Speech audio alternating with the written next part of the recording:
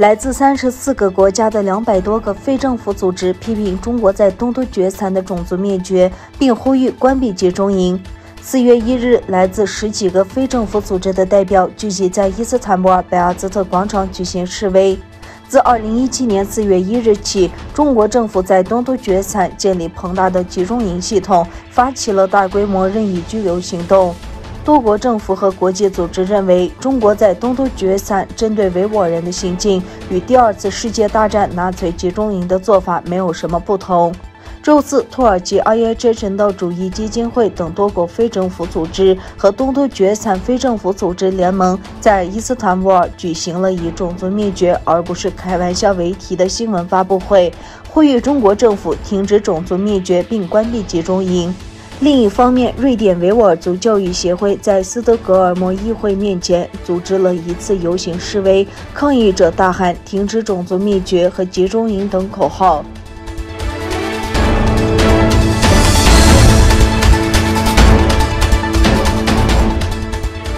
美国参议院共和党议员迈克尔·沃尔兹表示，中国对维吾尔人的破坏非常令人恶心。他在最近接受新闻周刊采访时说，中国政府对维吾尔人的待遇类似于卢旺达、苏丹、波斯尼亚和纳粹德国的大屠杀。美国参议员沃尔茨说，计划销毁一个民族的血统，并进行大规模强奸，以摧毁一个民族，这真是令人作呕。他还指责中国政府利用其巨大的经济实力，阻止美国公司大声疾呼种族灭绝。他还表示，他已多次要求国际奥委会将2022年北京冬季奥运会迁移到另一个国家。当天，民主党参议员克里斯·霍拉汉指出，由于中国是联合国安理会成员，因此不可能对联合国抱有太大期望，因此美国及其主要盟国的态度非常重要。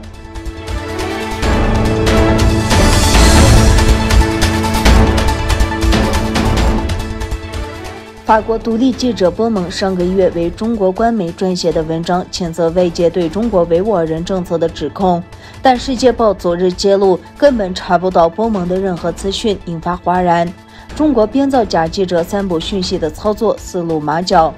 一位名为波蒙的法国独立记者在中国官媒中国环球电视网网站上发表《我的新疆停止假新闻专横》的一文。文章内容与中国官媒观点一致，以自身所见所闻破除各界对东突厥散维吾尔族穆斯林遭受种族清洗与破坏的指控。然而，《世界报》昨天揭露，向发放记者证的法国职业记者证委员会资料库查证，发现根本没有这位曾在巴黎多个社报工作的记者的资料。波蒙写道：“我是法国人，我在中国住了将近7年。而且因为声明的奇遇，我有家人住在所谓新疆省乌鲁木齐市。我在2014年到2019年期间时常访问该区，我所认识的新疆和大家所说的不一样。”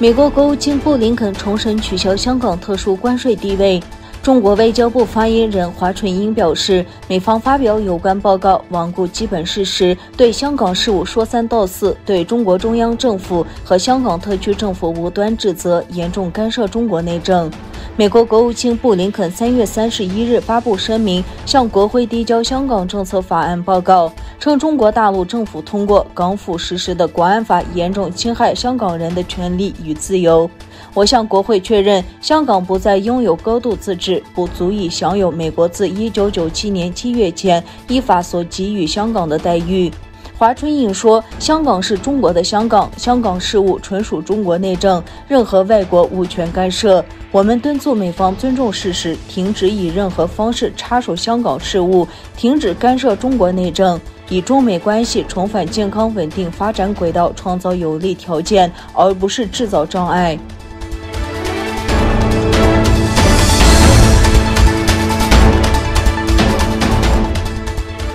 台湾花莲地区发生火车出轨事故，导致36人死亡，60人受伤。国家媒体据台湾交通部的消息报道说，这辆载有350名乘客、带有8节车厢的火车在花莲地区进入隧道时脱轨，